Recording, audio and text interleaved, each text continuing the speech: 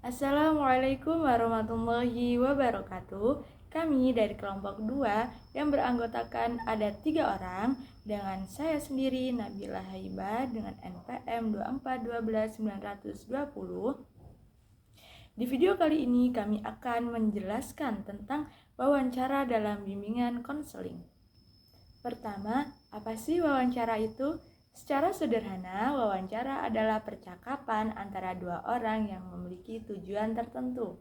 Biasanya dilakukan antara pewawancara dan orang yang diwawancarai untuk mendapatkan informasi melalui tanya jawab secara langsung. Wawancara digunakan di berbagai bidang, misalnya nih di kepolisian untuk pemeriksaan kasus, di dunia jurnalistik untuk mencari berita, di penelitian untuk mengumpulkan data, dan tentunya dalam bimbingan konseling. Dalam bimbingan konseling, wawancara digunakan untuk memahami siswa secara lebih dalam, mulai dari perasaan, pikiran, pengalaman, sampai masalah yang sedang mereka hadapi. Wawancara ini sering disebut dengan sebagai wawancara konseling. Tujuan utama wawancara dalam BK adalah untuk mengumpulkan informasi, memenuhi kebutuhan siswa, dan membantu merencanakan layanan yang tepat. Selain itu, wawancara juga memiliki beberapa fungsi, yaitu sebagai metode utama dalam pengumpulan data, sebagai pelengkap data lain, dan sebagai alat untuk mengecek kebenaran informasi. Manfaat dari wawancara antara lain dapat mengungkap sikap, pendapat, serta perasaan siswa, juga membantu konselor memahami cara berpikir dan kondisi pribadi siswa secara lebih dalam. Nah, salah satu hal terpenting dalam wawancara adalah raport. Apa sih raport tuh? Raport adalah hubungan baik antara konselor dan siswa. Ciri-cirinya adalah adanya rasa aman, saling percaya, suasana yang hangat, terbuka, dan saling menghargai. Tanpa raport, wawancara tidak akan berjalan dengan efektif. Wawancara juga memiliki beberapa ciri, seperti dilakukan secara tatap muka, memiliki tujuan yang jelas, dan pembicaraannya terarah untuk memecahkan masalah. Dalam pelaksanaannya ada beberapa aturan yang harus diperhatikan, seperti berpenampilan rapi, bersikap ramah, menggunakan bahasa yang baik, mampu mendengarkan dengan baik, serta mencatat jawaban dengan tepat. Jika jawaban belum jelas, pewawancara bisa menggunakan teknik probing, yaitu menggali informasi lebih dalam. Wawancara dalam bimbingan konseling merupakan alat yang sangat penting untuk memahami siswa dan membantu mereka berkembang. Kunci keberhasilannya terletak pada kemampuan konselor dalam membangun hubungan yang baik dan melakukan komunikasi yang efektif. Cukup sekian yang dapat saya sampaikan. Saya lempar ke pemateri berikutnya. Selanjutnya, macam-macam wawancara. Wawancara memiliki beberapa jenis. Dilihat dari segi tujuan, ada 4 jenis wawancara. Yang pertama, wawancara pekerjaan, wawancara informasi, wawancara administratif, dan wawancara konseling. Dilihat dari jumlah orang yang diwawancarai, ada 2 jenis. Yang pertama, wawancara perorangan dan wawancara kelompok.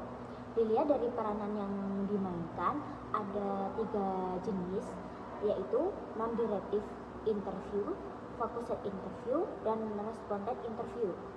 Dilihat dari struktur, ada 3 jenis. Yang pertama, wawancara terstruktur, resmi terstruktur, dan tidak terstruktur. Dilihat dari responden yang diwawancarai, ada 2 jenis. Yang pertama, wawancara langsung dan wawancara tidak langsung. Dilihat dari situasi wawancara, ada 2 jenis, yaitu wawancara formal dan wawancara non-formal. Dan dilihat dari segi perencanaannya, ada 2 jenis, yaitu wawancara berencana dan wawancara insidental. Jadi, wawancara itu memiliki banyak sekali jenis, tujuan, dan pelaksanaan secara masing-masing. Selanjutnya adalah dimensi wawancara. Dalam wawancara terdapat 3 dimensi utama. Yang pertama, kekayaan, kecermatan. Kekayaan berarti banyaknya hal yang dibahas dalam wawancara. Sedangkan kecermatan berarti beberapa dalam satu masalah yang dibahas.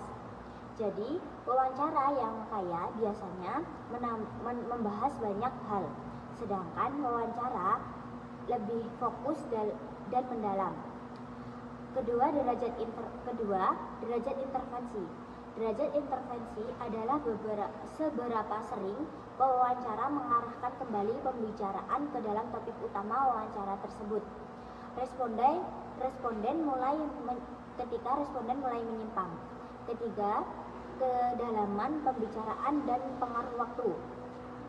Semakin mendalam waktu wawancara, maka semakin banyak waktu yang dibutuhkan. Jadi, dapat disimpulkan bahwa definisi wawancara terdiri dari 3, yaitu kekayaan, kecermatan, dan derajat intervensi, serta kedalaman pembicaraan dan pengaruh waktu dalam wawancara tersebut. Selanjutnya adalah syarat-syarat wawancara. Agar wawancara mendapatkan hasil yang baik, wawancara harus mampu menciptakan suasana yang nyaman, terbuka, hangat, dan menyenangkan. Dengan begitu, orang yang diwawancarai dapat memberikan informasi secara jujur dan terbuka. Secara umum, ada 4 syarat utama wawancara. Yang pertama, valid. Artinya, jawaban yang diberikan itu benar-benar berasal dari pendapat interview itu sendiri. Kedua, relevan. Artinya, pertanyaan harus sesuai dengan situasi tujuan wawancara tersebut. Ketiga, tidak mengandung bias. Artinya, tidak ada pengaruh luar yang mengganggu atau mengiring jawaban. Keempat, komunikatif. Artinya, bahasa yang digunakan itu harus jelas dan mudah dipahami. Selain itu, pewawancara juga harus mempersiapkan pedoman wawancara, membangun hubungan yang baik dengan interview, menjelaskan tujuan wawancara, menghindari pertanyaan sugestif, mengatur waktu dengan baik, dan bersikap asertif selama proses wawancaraan tersebut. Jadi, syarat-syarat wawancara yang baik sangat penting agar informasi yang diperoleh benar, jelas, dan sesuai dengan tujuan wawancara tersebut. Sikap-sikap dalam kegiatan wawancara. Saat melakukan wawancara harus mampu menciptakan suasana yang nyaman agar responden tidak merasa tersinggung, mau menjawab pertanyaan dengan terbuka. Ada beberapa sikap yang harus dimiliki oleh pewawancara. Pertama, cermat. Artinya, pewawancara harus teliti terhadap setiap jawaban yang diberikan oleh responden. Kedua, netral. Artinya, pewawancara tidak memberikan komentar yang menyetujui atau menolak jawaban responden. Ketiga, sopan. Sopan artinya santun, ramah, menghargai responden agar responden merasa nyaman selama wawancara berlangsung. Keempat, adil. Artinya, semua responden harus diperlakukan dengan baik dan setara. Kelima, santai tetapi serius. Artinya, suasana wawancara dibuat tetapi fokus dalam tujuan tersebut, tidak terlalu tegang. Jadi, sikap pewawancara sangat penting dalam menentukan keberhasilan wawancara tersebut. Jadi, dapat disimpulkan bahwa wawancara memiliki berbagai jenis, dimensi, syarat, dan sikap yang perlu dipahami agar proses wawancara berjalan dengan baik dan tujuan wawancara itu tercapai. Kenalkan, nama saya Iqbal Aprianto. Saya dari kelompok 2. Saya akan melanjutkan presentasi dari teman-teman saya, dan saya akan melanjutkan pada poin yaitu hal-hal yang perlu diperhatikan dalam wawancara. Yaitu yang pertama, kita sebagai konselor harus mengikuti bidang-bidangnya, yaitu harus berurutan dari pembukaan, terus hal yang rileks yang harus kita sampaikan itu pertanyaan-pertanyaan yang ringan mungkin, terus habis itu kita harus ibaratnya jangan nyampai membuat responden ataupun peserta didik itu merasa terbebani atau tertekan ya. Terus yang selanjutnya yaitu menyiapkan sesuatu yang berarti yang tidak banyak sebagai petugas kehakiman. Jadi kayak pertanyaan itu yang tidak banyak-banyak banget dan tidak menghakimi responden ataupun peserta didik agar tidak merasa dihakimi ataupun diintimidasi gitulah. Nah, terus yaitu kita sebagai seorang konselor itu harus memberikan pertanyaan itu yang bijak dengan yang baik ya.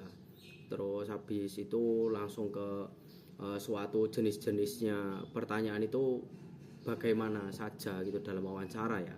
Nah, jadi ada banyak pertanyaan-pertanyaan dalam wawancara itu. Salah satunya yaitu pertanyaan yang berkaitan dengan kemampuan ataupun pengalaman ya. Jadi kenapa kok pertanyaan ini harus diajukan? Karena membuat responden ataupun siswa itu akan bercerita bagaimana kejadian yang mungkin dilakukan ataupun kejadian yang sedang dialami gitu ya. Terus ada juga pertanyaan yang berkaitan tentang latar belakang gitu. Ada juga yang pertanyaan tentang latar belakang. Siapa tahu permasalahannya ada di latar belakang gitu. Pertanyaan yang memperkenalkan tentang sesuatu ideal pertanyaan. Jadi kita harus menanyakan suatu pendapat. Nah, ini sangat penting karena nanti agar seorang responden ataupun siswa ataupun siswi itu memulai pendapat, bisa menyampaikan pendapat dengan apa yang dia pikirkan, yang dia alami gitu ya. Jadi agar enak kita mencernanya sebagai konselor. Dan ada juga pertanyaan yang memberikan saran. Nah, biasanya proses konseling itu kita mungkin tidak diperuntukkan memberikan saran ya. Namun di sini kita bisa pertanyaan memberikan saran itu bisa, dan pertanyaan meminta saran itu juga bisa. Jadi kita tuh tanya ke responden itu apakah mau gitu ya. Sebenarnya hampir sama dengan proses konseling. Karena wawancara juga kan proses konseling juga itu. Dan ada pertanyaan untuk mendapatkan argumentasi. Nah, argumentasi seorang responden itu bagaimana tentang masalah yang mungkin dialaminya gitu. Nah, untuk selanjutnya yaitu poinnya ada prosedur pelaksanaan wawancara. Nah, prosedur pelaksanaan wawancara ini yaitu pada saat proses wawancara mulai dari pembukaan hingga sampai penutupan. Ya, yaitu yang pertama pasti kita harus mempersiapkan wawancara, yaitu dari mulai pertanyaan ataupun tujuan wawancara itu bagaimana, intinya topiknya wawancara itu mau menjerumus kemana, itu harus kita pikirkan. Dari mulai menyiapkan tempat. Nah, tempatnya ini tadi sama seperti ruangan konseling, jadi harus tertutup dan kedap suara agar tidak bisa diganggu orang lain ataupun terganggu suara-suara dari luar. Jadi seperti itu. Nah, terus pelaksanaan wawancara. Nah, pelaksanaan wawancara ini menciptakan hubungan yang baik. Nah, jadi ketika pelaksanaan wawancara, kita itu harus memberikan kata-kata yang baik. Jangan sampai mengejas. Kan tadi di atas sudah saya kasih tahu ya, atau sudah saya sampaikan bahwasanya tidak boleh menghakimi. Nah, gunanya apa? Gunanya untuk membuat hubungan yang baik untuk peserta didik ataupun responden. Nah, menyampaikan maksimal masukan dan tujuan itu. Tapi jangan terlalu berlebih-lebihan, nanti akan membuat responden itu tidak nyaman gitu. Maksimal ya sedikit-sedikit aja gitulah maksimalnya. Ya, secara standar gitu. Terus harus menemukan masalahnya. Karena ketika kita mewawancarai responden atau peserta didik, ketika tidak menemukan masalahnya ataupun kita tidak menyelesaikan masalahnya, berarti wawancara itu termasuk wawancara yang tidak valid. Nah, nanti ada poinnya, kelemahan wawancara dan kelebihannya. Nanti kita bahas. Itu ada pengakhiran wawancara. Karena wawancara juga harus diakhiri. Kalau nggak diakhiri ya mungkin nyampe entah kapan gitu ya. Selesainya lama gitu karena ngobrol. Nah, pengakhiran wawancara itu yaitu menyimpulkan hasil wawancara. Jadi kita nanti sebagai konselor atau guru BK kita harus mencatat apa yang diomongkan atau dibicarakan oleh responden atau siswa-siswi. Kita harus mencatat. Kalau kita tidak bisa mencatat dengan cepat, maka kita harus menggunakan rekaman handphone karena itu lebih efektif mungkin ya kalau untuk saat ini. Nah, memantapkan hasil yang disepakati, karena tadi ada pertanyaan yang disepakati atau tidak disepakati. Kita harus menanyakan hal tersebut gitu. Terus penilaian hasil yang agar upayanya itu diperoleh sama yang seperti di atas, kesepakatan. Misalnya mungkin ya ini saya sebagai guru BK, nah apakah kamu ketika melakukan hal ini, apakah kamu bisa berubah gitu. Nanti kalau anaknya misal mohon maaf Pak, saya kurang sepakat karena hal ini menyita waktu saya agar saya itu belajar gitu misalnya. Itu karena hal positif alasannya, ya udah berarti tidak disepakati. Namun kalau alasannya itu negatif, ya kita harus menggunakan kata-kata yang bijak agar terjalinnya komunikasi yang baik. Itu. Nah, terus menghentikan wawancara atas kehendak bersama. Jadi bedanya dengan proses konseling, kalau proses wawancara itu bisa dihentikan karena kebijakan bersama. Namun kalau konseling kan hanya kebijakan oleh konselor, mungkin karena konseling itu udah kebanyakan cerita ya dan udah melenceng dari topik utama. Namun ketika wawancara ini kehendak bersama itu. Nah, langsung ke poin selanjutnya yaitu analisis hasil wawancara. Apa saja sih yang harus dianalisis ketika hasil wawancara sudah selesai ya? Yaitu salah satunya pencatatan atau perekaman yang sudah saya tadi sampaikan ya. Terus mengidentifikasi dan mengelompokkan jawaban ataupun hasil kesepakatan siswa ataupun responden. Jadi seperti itu. Terus menganalisis, menyintesis hasil jawaban sama.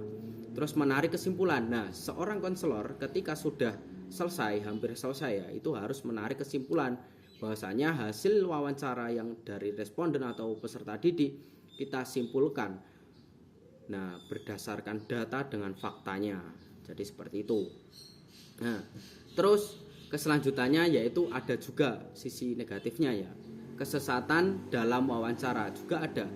Karena semua metode itu tidak akan 100%. Pertama ada error of recognition, yaitu jika interview gagal, salah satunya seorang konselor ataupun guru BK itu tidak mencatatnya.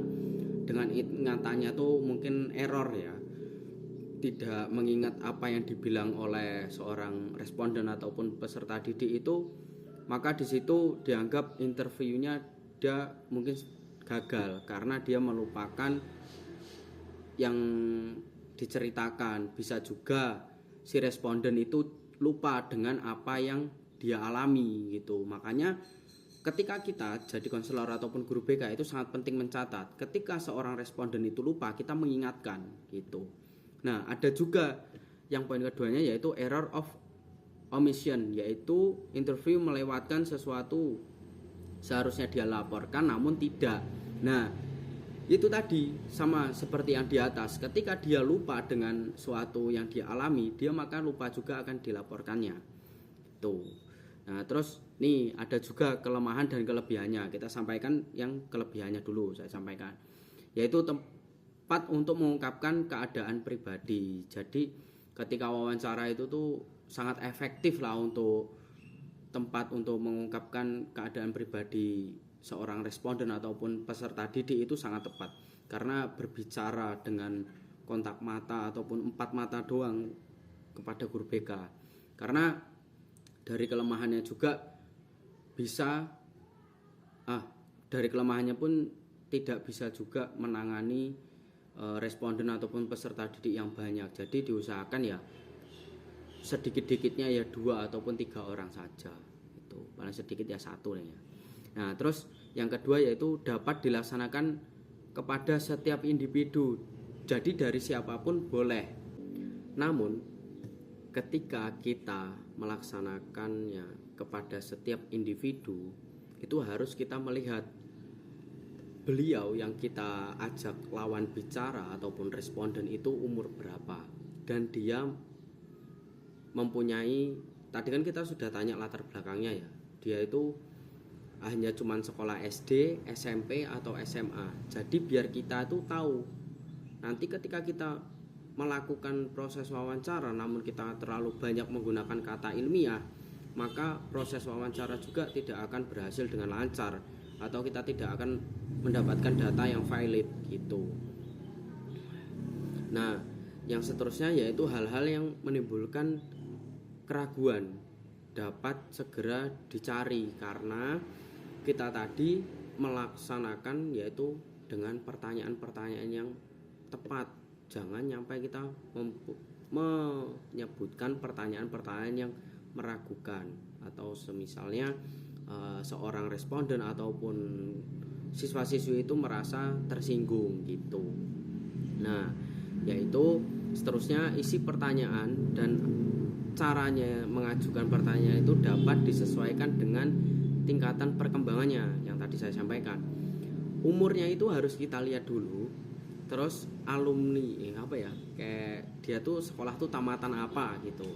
Nah, terus kita harus wawancara itu dapat memberikan penjelasan terhadap pertanyaan yang kurang atau tidak jelas. Nah, boleh responden itu bilang bahwasanya mungkin ya bilang mohon maaf Pak, saya kurang memahami pertanyaan yang mungkin Bapak berikan gitu. Nanti respondennya ya bukan guru BK-nya atau konselornya yang tanya kayak gitu ya. Itu.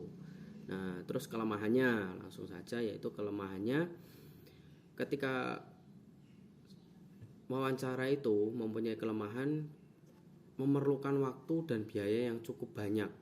Namun, ini ada namunnya, ketika pesertanya ataupun yang diwawancara itu lebih dari 5 orang, misal 6 orang ataupun 10 orang, itu memerlukan waktu dan biaya yang sangat banyak gitu. Karena waktunya mewawancara itu nggak singkat, 45 menit gitu. Kalau 45 menit itu 6 ataupun 5 orang ke atas lah, itu mungkin nyampe 1 hari ya.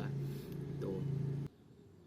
Kesimpulannya yaitu berdasarkan pembahasan dalam makalah ini ya yang saya presentasikan dan kami presentasikan, itu wawancara merupakan salah satu teknik penting dalam bimbingan dan konseling yang digunakan untuk memperoleh informasi secara mendalam kondisi permasalahan serta kebutuhan peserta didik ataupun responden. Wawancara tidak hanya berfungsi sebagai alat pengumpulan data, tetapi juga sebagai sarana membangun hubungan yang positif. Makanya tadi saya menyebutkan pertanyaan yang baik, penataan kata yang tepat akan menimbulkan hubungan yang baik terhadap siswa ataupun responden, mendukung keberhasilan prosesi konseling. Dalam pelaksanaannya, wawancara harus dilakukan secara terencana. Agar apa? Agar tidak amburadul bahasanya ya. Agar tidak morat-marit. Memiliki tujuan yang jelas.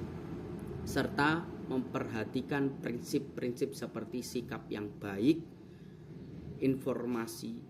Keberhasilan wawancara sangat dipengaruhi oleh kemampuan konselor dalam terbuka sehingga konseli dapat mengungkapkan permasalahan dengan jujur.